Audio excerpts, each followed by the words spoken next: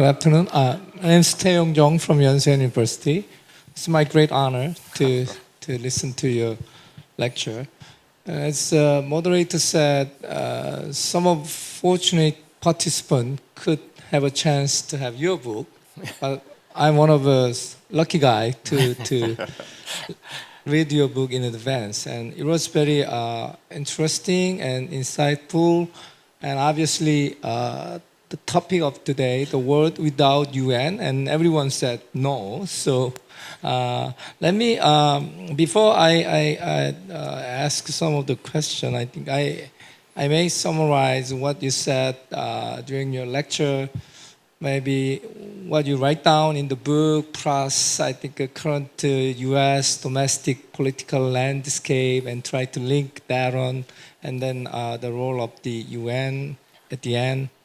I think that's quite the important and interesting lessons based on your observations and expertise in this area.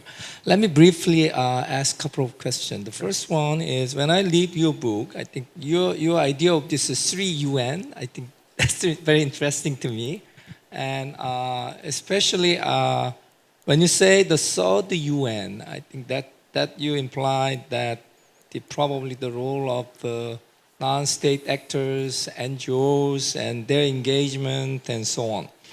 And especially the SDG, the Sustainable Development Goal, by the former Secretary General Mr. Ban, and Millennium Development Goal by Kofi Annan.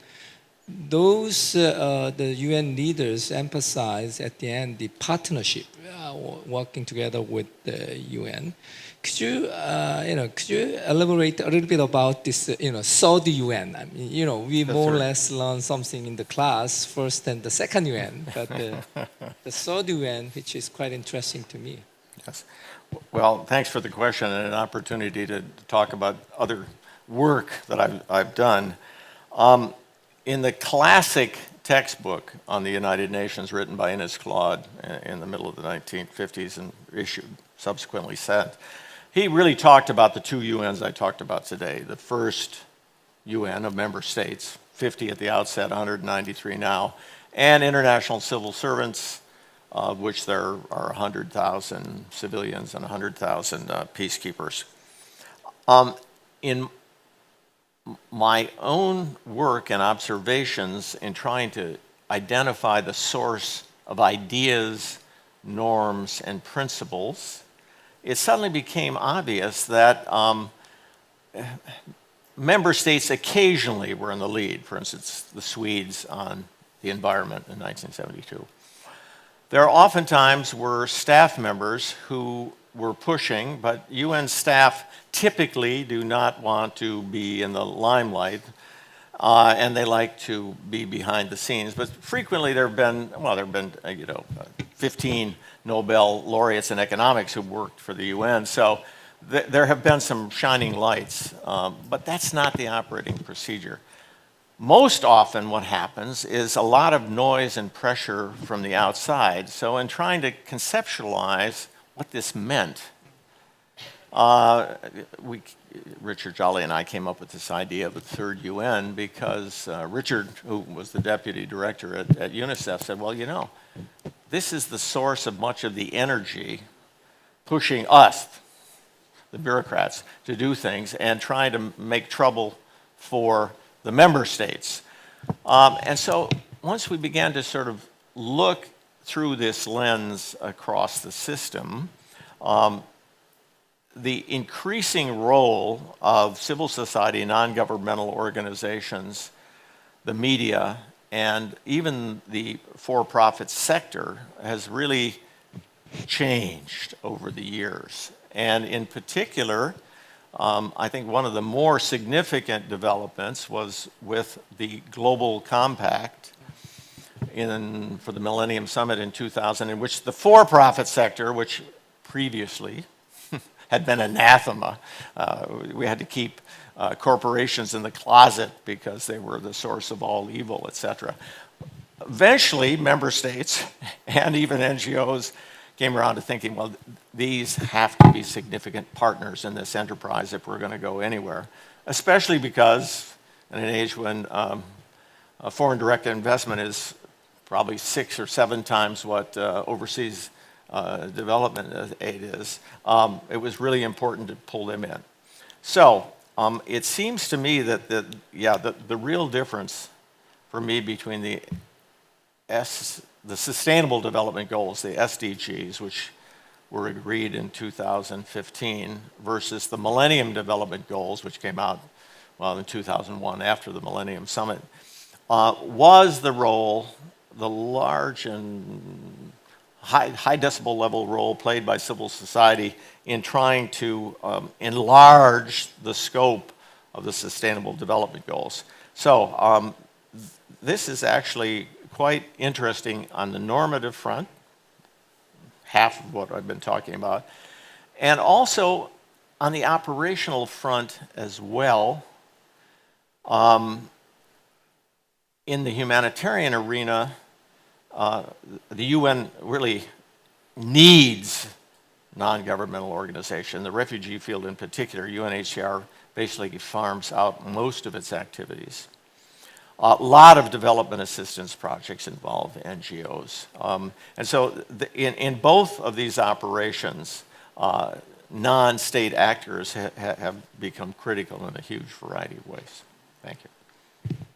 Thanks. Well, again, in chapter 2, I think you point out 4 major problems of UNs, and especially UN, maybe over 70 years old, something. And if the organization is 73 and counting. 73, Yes. and it's somewhat outdated or inefficient and bureaucratic, and all those negative words you can list, but to deal with this international and multilateral issues.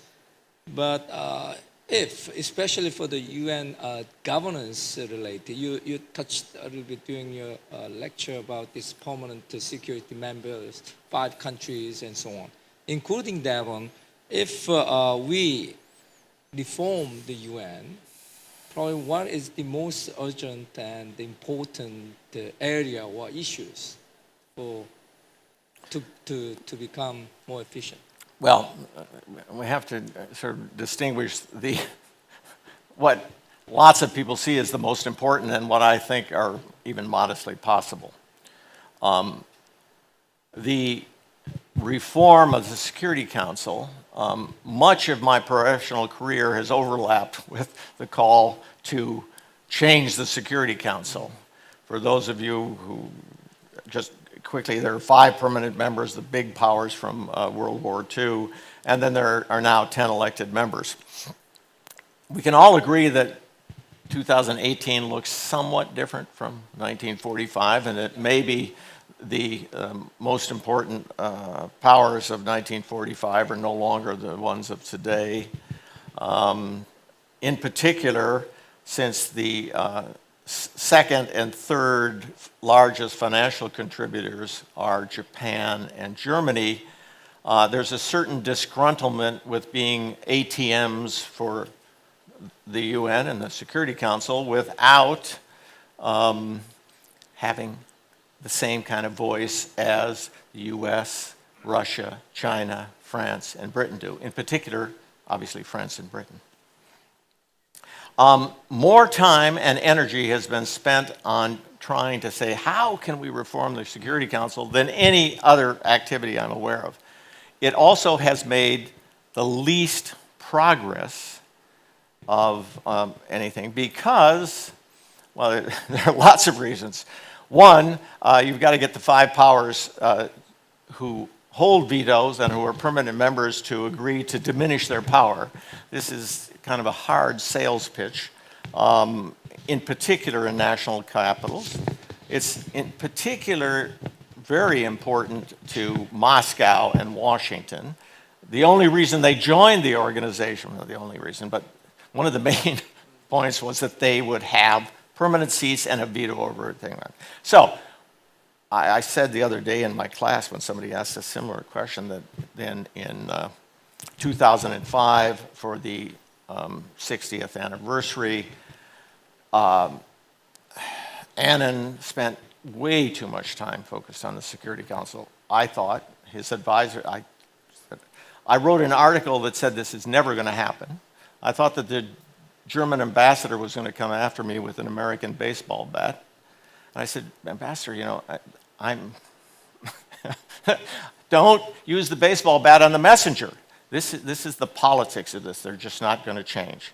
China will never, ever admit Japan. And it goes on. Similarly, the other proposals, the ones that might have some chance of increasing the numbers, then the question is who gets to join? Do they have to be democracies? The most likely African candidate has always been Nigeria, and you know that's a little dicey, or South Africa, depending on which way it's headed. Also mentioned are always India, Brazil, Japan, and Germany. And as I say, there are reasons. For instance, Pakistan is not all that fond of the Indian argument, and Argentina somehow has problems with Brazil.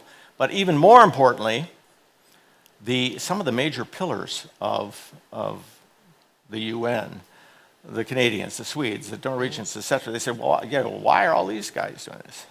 And the final reason, and I wrote this in 2003, and I'm still right, that this isn't going to happen in my lifetime, although we're sort of getting closer to the end of that, so maybe someday it'll change. But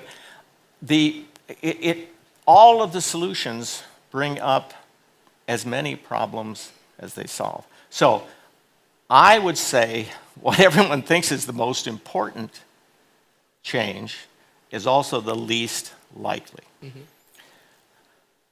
What I think can happen is I try to identify the major ills. And one of the major ills is the long-standing division between the so-called North, the industrialized world, and the so-called South.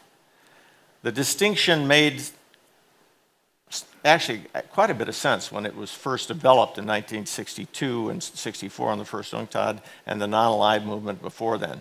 But over time, the idea that the Chads and the Chinas of this world are in the same group with the same interests makes absolutely no sense. And where we have seen the disappearance of these theatrical divisions, namely in the efforts to come up with a treaty to ban landmines, in the coalition to push forward the International Criminal Court, and I would argue even on the responsibility to protect, these divisions have frittered away, and we've seen a conversation. So that's another area that I think we could move on. But most importantly is, for me, relates to the quality and the expectations of the people who work for the organization, which is the bulk of the expenditures. We're talking about, depending on which activities, food costs a lot, so the administrative costs are less. But if you look across the system, about 90% of what goes on are personnel costs. So for me, getting far better people, having much higher expectations, having far fewer permanent staff, and getting beyond the sort of rigid notion of geographical distribution are all essential items. In terms of the senior levels, what I think would be possible, and this is where I was very disappointed with Guterres, the major powers and the minor powers, and they're he got into office because we didn't look at the geographical and gender quotas. He would never have been elected without the process that opened up the conversation. He was by far and away, in my view, the best person, even though he had the wrong gender and the wrong nationality. But there is no reason that the French have to be named forever head of the peacekeeping department. actually it used to be forever the Brits and they switched, but I mean, the idea that senior officials can only belong to certain nationalities and that that's part of your campaign to give these away, that could change quickly. And the final thing is if donors, that is the ones who pay the bills, who claim they would like to get more from the UN system, if they would no longer provide the kinds of incentives they do for each of these organizations to run after the same chunks of money and peddle their own wares. I mean, this is, everybody who looks at it says this, people on the inside and the outside, and they say, well, there's nothing to be done about it. Well, there actually is something to be done about it. If the donors actually put their money where their mouths were, you would be able to at least move in this direction over time. So I hope that, well, there are some other things maybe, but let me stop there. Yeah. Well, and again, I think during your lecture, you mentioned several important missions of the UNs, like peacekeeping, security, humanity, human rights, sustainability, and so on. And as we see,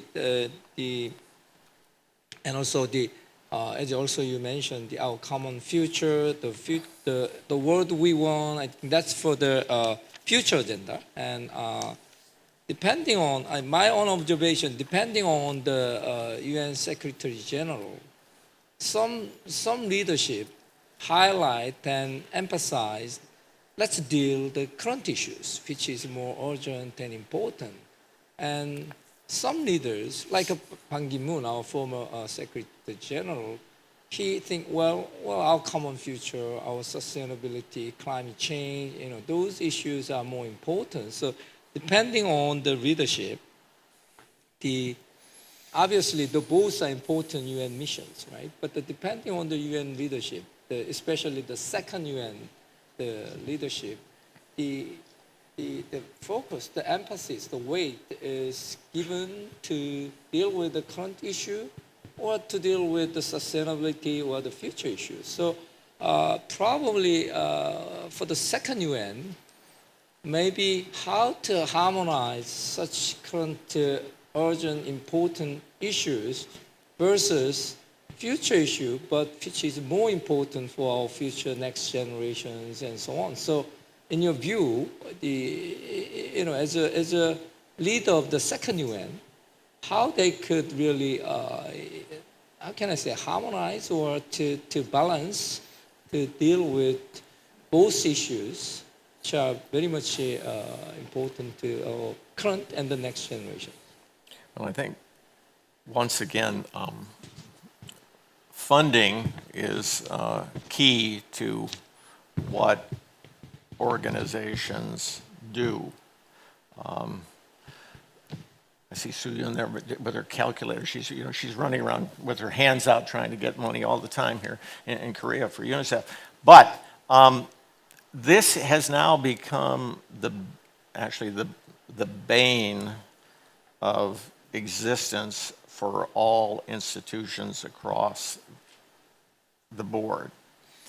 I think the absence of funding, what's called core funding, for UNHCR or UNICEF or FAO to do with what they think is important. That is, you as the head of the agency or you as the director of research in the agency, or et cetera.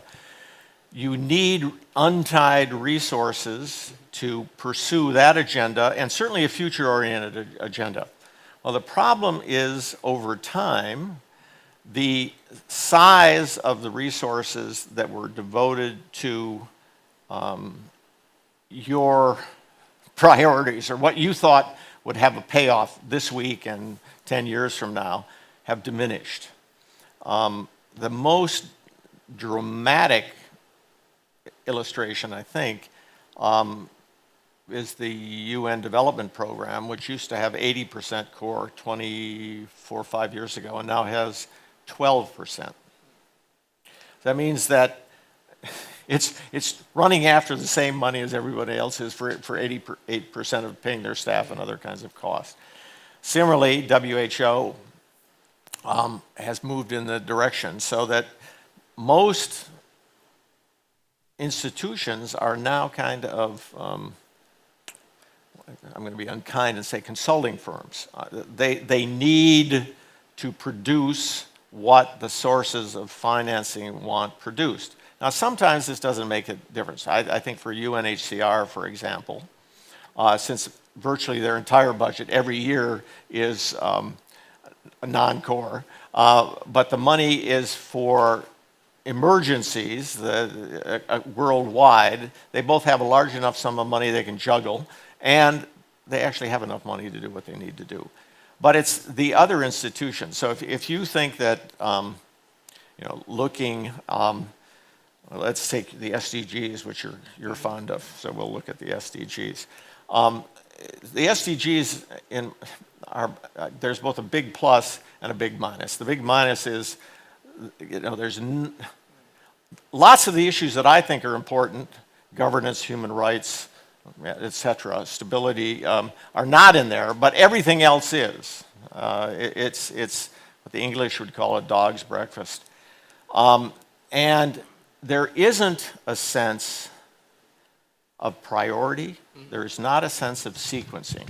So if I were in charge of doing something with the SDGs, I think that helping countries say, okay, what do we do first and what do we do last, or what do we do not do at all? Or what do we do now and then what do we do next? But most importantly, and where I would say the biggest payoff for the second UN would come from honest monitoring of what goes on, so that we don't say, you put forward and say, all the great things I've done as a country, I've done A, B, C, and D. There needs to be really independent monitoring, on occasion calling a spade a shovel, embarrassing governments, and that's where the value added of the second UN could be, but it's, anyway. Okay. Go ahead. So. We have roughly 30 more minutes, but if I read the questions from the audience. As long as they're not in Korean. Right. Many of them are in Korean. Yeah, sorry. Well, my last question, since as you know, the peace dialogue between two Koreas, that's really big issue here in Korea. And as you may know, the South Korea especially, maybe it cannot exist without UN when the Korean War was broken out. So in a sense, maybe South Korea is one of the UN babies. Yeah, one of the early UN's remarkable, the product is maybe South Korea. Now this peninsula may, hopefully face the most historical moment soon, maybe after the meetings with Kim and American leader. But so everyone here in Korea or in this peninsula, maybe we have really high expectation plus wishful thinking that some peaceful progress will be made here in this peninsula, so that we could move forward in more peaceful, stable the pathway. But over there, during this process for last several months, we could observe that especially the P5 in the UN Security Council, obviously America, China, and the Russia, and as you mentioned, the Japan. Those the big countries show their interest and try to jump in these discussions and dialogue. But unfortunately, in my view, there's no UN, any UN, first UN, second UN, or the third UN. In this dialogue discussions, I cannot really see the UN picture in this this dialogue. So what and how, if we is to Korea, could move to the next peaceful stage, what is your, the view or, advice or your comment how, with UN? Our topic is a peaceful the Korean Peninsula with the UN. From that point of view, what is your view on? Well, I think, not only I think, your course is undoubtedly focused on comparative advantage or some other notions in economics. I really don't think that the UN has any comparative advantage in these talks. You're correct. The Korea was born from the first collective security action of the UN's history. We didn't have another one until the Persian Gulf War, actually precisely 40 years later. There are lots of explanations for that, namely that the Soviet Union was pouting for a while. But the operation occurred. You have the Korea we have today as a result. And actually, I always emphasize those two operations as the way the UN security apparatus was supposed to work. And it rarely works that way, but that's the way it was supposed to work. However, if you look across discussions of nuclear issues in particular, the UN has been basically missing in action. The treaties are on display, but all of the serious disarmament discussions between the US and the Soviet Union, all of these have occurred outside of the UN, and the nuclear powers keep them outside of the UN. I think the exception has been the Non-Proliferation Treaty, which still exists, although it's under stress all of the time. And for me, the biggest obstacle to the NPT making more sense and being more used over time is the fact that the original notion of the 5 nuclear weapons states involved in serious discussions to denuclearize has never occurred. A modest reduction in US Soviets and then throwing those out. And then in the interim, of course, Pakistan, India, Israel certainly, and now certainly North Korea, but we're not sure about Iran. So this treaty has got a lot of holes in it.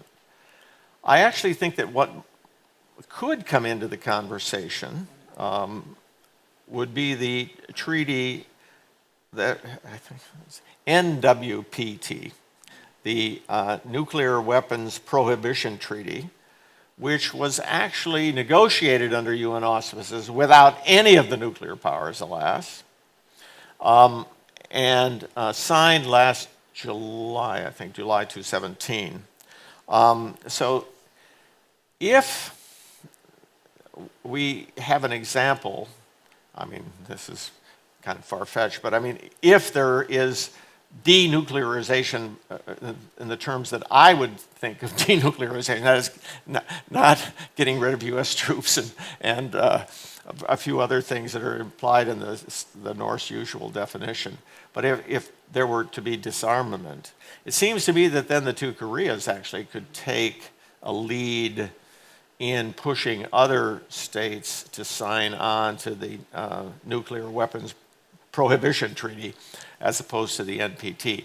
But my sense is, as I think I mentioned briefly, if any agreement occurs, there's really only one agency that's going to do this and be acceptable. It's the IAEA, which is, like a few other organizations, part of the UN, sort of. It's a related organization, but it's certainly under a UN umbrella. And when it's done disarmament in Iraq in the old days, the observation in Iran now. And I dare say that that would probably be the only organization that the North Koreans would agree to. I have no idea what Trump would say. So I think the UN is going to be not totally missing in action, but there's really, this does not play to the comparative advantage of the UN, these conversations. So. Okay, thank you. And let's move on to the next session. I think based on the question from the audience, Sure. I cannot really read one by one, but probably the most important and many questions from the audience is about the reforming of UN, especially the the permanent security members and so on. I think you have already touched that We've issue. already done that one. So Yeah. I was not that bad to ask that question. So the second one is probably the many audience ask about under this the international orders and the global changes and so on, especially the role of China to be a superpower, one of the superpower to deal with the human rights and some other international agendas. What's the new role of the China or the Chinese the intervention may change the whole landscape or not? I think that's 2-3 questions, especially for the role of China in this global picture. Well, the role of China has gone from being literally non-existent, actually being represented by Taiwan, to being represented to now and always then being since '71 a permanent member, but basically keeping quiet, occasional veto, but not really playing a role. They still, in the Security Council anyway, are not what are called pen holders. They don't really take responsibility for putting forward drafts of resolutions. But what they have begun to do, obviously, is pay more of the bills. And they also have begun actually serving in peacekeeping operations, which was a breakthrough of sorts. China has always, in the conversations related to climate or sustainability, to development, always played a huge role because of their size in the world economy.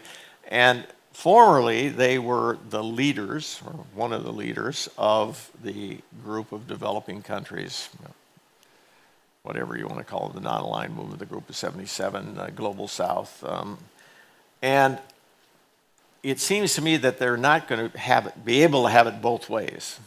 They can't be the 800-pound gorilla and also pretend that they're in the same category as very poor countries. So I think they're looking for an appropriate role. I think the category that makes the least sense to me, in which China plays probably the biggest role, happens to be the BRICS, which, between their new industrial bank and all kinds of things, but that category has a huge amount of political salience, it seems to me, in China and in the other members. This is Brazil, Russia, India, China, and South Africa. It's talking about a motley assortment of countries, big democracies, 2 permanent members, a non-functioning African country, basically, and they're supposed to have some of the same interests. So China, I think, has an identity crisis of sorts.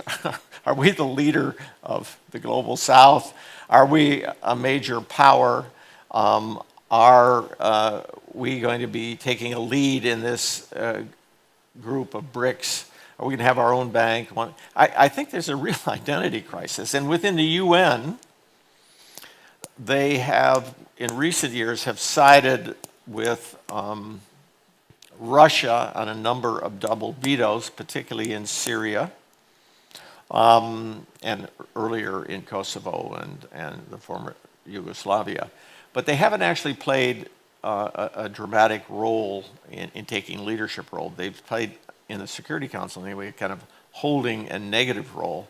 Elsewhere, it seems to me that they're far more visible, and they're obviously going to be major players on the economic and the sustainability front. I mean, you're up to date on what they are doing within China, but the statistics I've seen about, reducing emissions in their major cities, 30 or 35% in the last couple of years. That's an extraordinary step forward. And I think they're going to play a huge role in leading the technology on sustainability. Okay, I think another very interesting question from the audience is this one, the ODA and the strong point of UN. There are many donors who are willing to provide more money instead of using these international channels, including UN and other multilateral agencies. Many donors want to give it directly to the recipient countries, and which was also one of the arguments during the climate convention in Paris, called the direct access versus the international access. What is your view on this ODA effectiveness depending on the channels? Yeah. Gosh, that's a huge question. I'm not sure I can do justice to it. The fact of the matter is, while ODA to the UN has gone up, it's gone up much more slowly than all other sources of financing, including foreign direct investment, remittances, etc. And most of the increase has been explained not by development assistance, but by humanitarian assistance. The bulk of the direct funds administered by the UN system, if you knock off peacekeeping, the last year it's sort of 12 or 13 billion development and 16 billion humanitarian. So the development assistance role is going down, and the humanitarian assistance is going up, which is mainly done by 3 UN agencies. It's really done by UNHCR, UNICEF, and the World Food Program. That accounts for about 3/4 of the humanitarian aid. So I would say that on the humanitarian side, that those 3 agencies, in my humble view, are they are the best, actually, of the whole bunch. So as a private citizen, I actually give money to 2 of them, and I would argue that that's money well spent. It's unclear to me on the development side whether the UN any longer has a comparative advantage in the sense that, and I use this term because if you're trying to think about, is there an institution that does military, human rights, humanitarian, and development work, the entire spectrum, the UN does have a comparative advantage because nobody else does that. And therefore, for me, the real payoff from investing in the UN would be investing not in a host of 135 developing countries, which is the stance at present, but rather emphasizing depends on who's counting, 40, 45, 55, anyway, the countries on the very bottom, most of which are actually conflict prone or coming out of conflict or about to go into the conflict, and which require this entire gamut of UN services. In particular, the sort of post-conflict peace building, which involves the switch from humanitarian to development. So that's where I would invest in the UN system. That's not to say for the other activities, that is the the other set of contributions, the ideas, norm setting, standard setting. The universal UN needs to be there, but the operational UN really needs to be in a much smaller number of countries and focused. But I think that would be money well spent.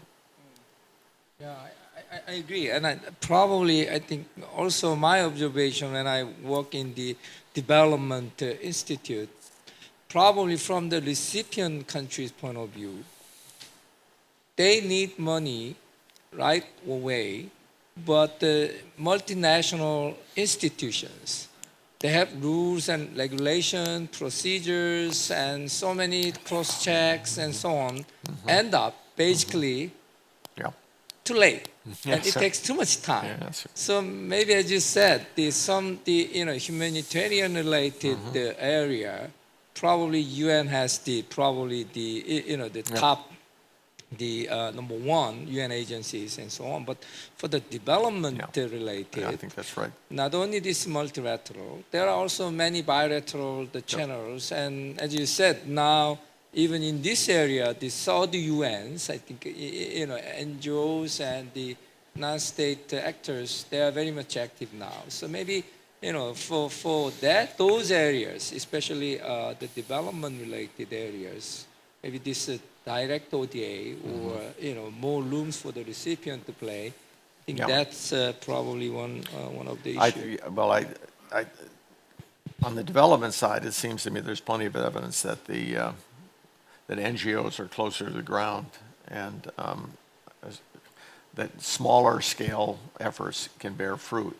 I thought your argument was partially, a friend of mine, David Hume, wrote a book saying, just give them money, which basically argued that in his studies of Bangladesh, and it was one country in East Africa, I think Mozambique, maybe it was Tanzania. Anyway, he did some studies on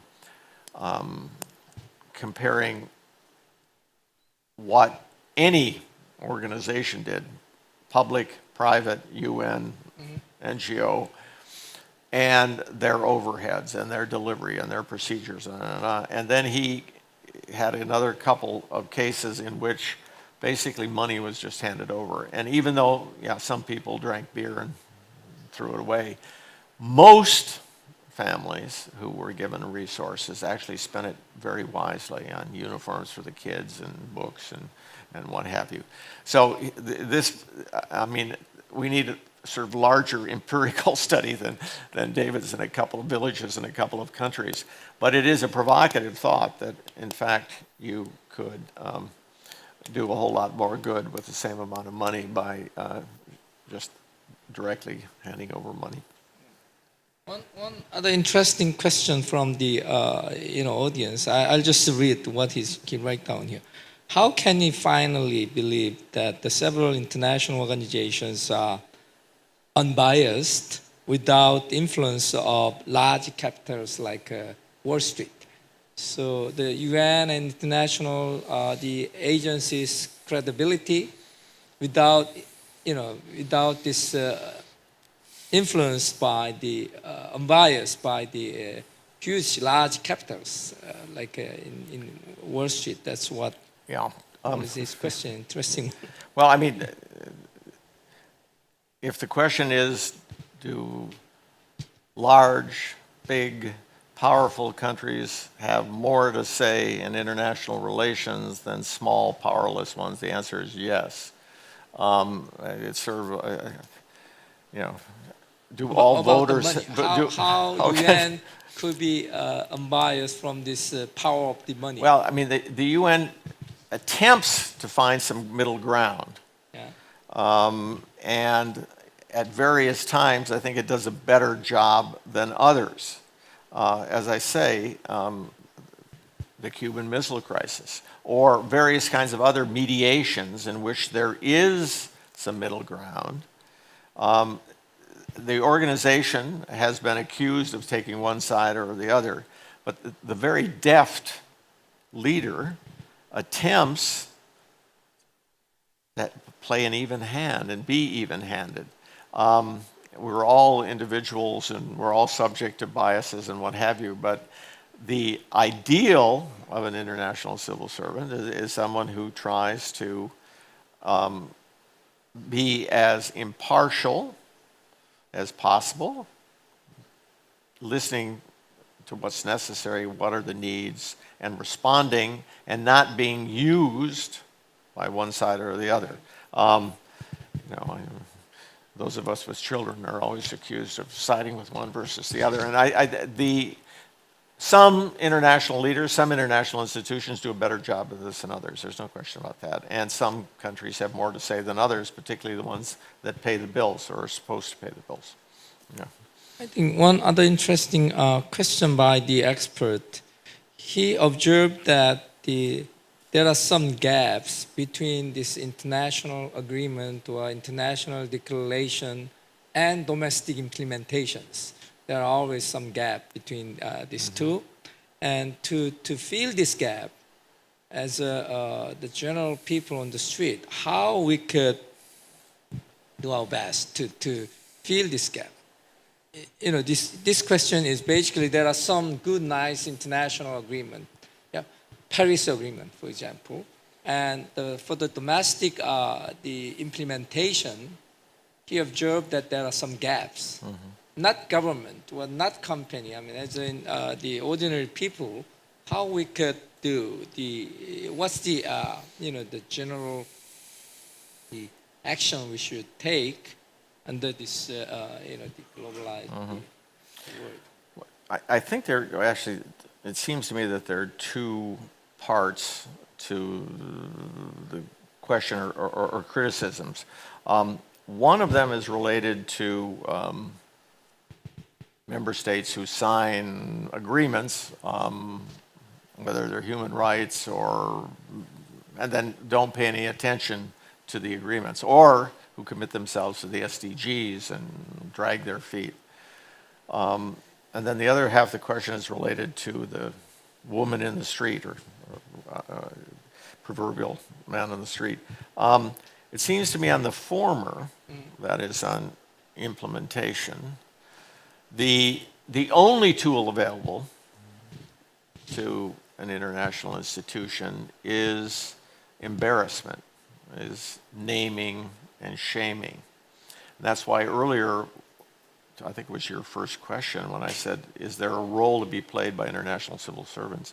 It seems to me that honestly monitoring what's going on, whether it's in the human rights arena, which is obviously the most controversial, the hottest potato, the one that the UN tries to steer away from, I think that there's a huge difference in performance, for example, by the current High Commissioner for Human Rights, Said, and the first one, whose name was Ayala Lasso. Said, has been in newspapers. He's called staff to. He's criticized the major powers. He's gotten into a lot of hot water for that.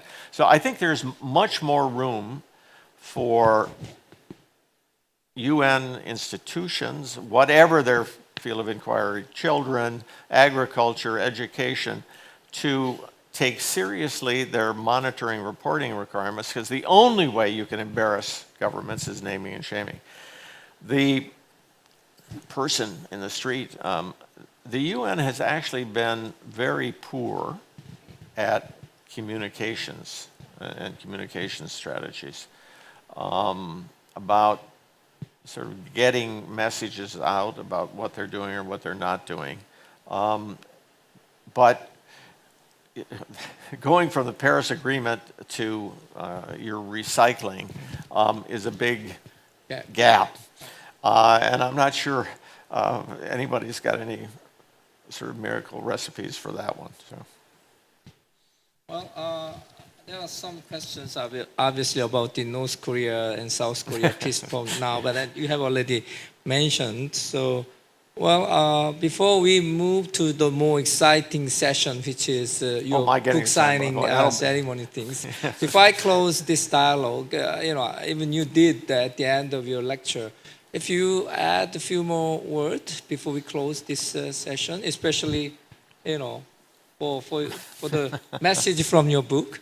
Yeah, well, there are lots of stories in here, and you know the thing that I mean, really, what I'm in presenting the pluses and the minuses. At the end of the day, it seems to me that what the book is about, all proportions guarded, is that the UN could and has contributed to a less violent planet with enhanced peace and security. It could do more. It's also sort of helped make the place less repressive and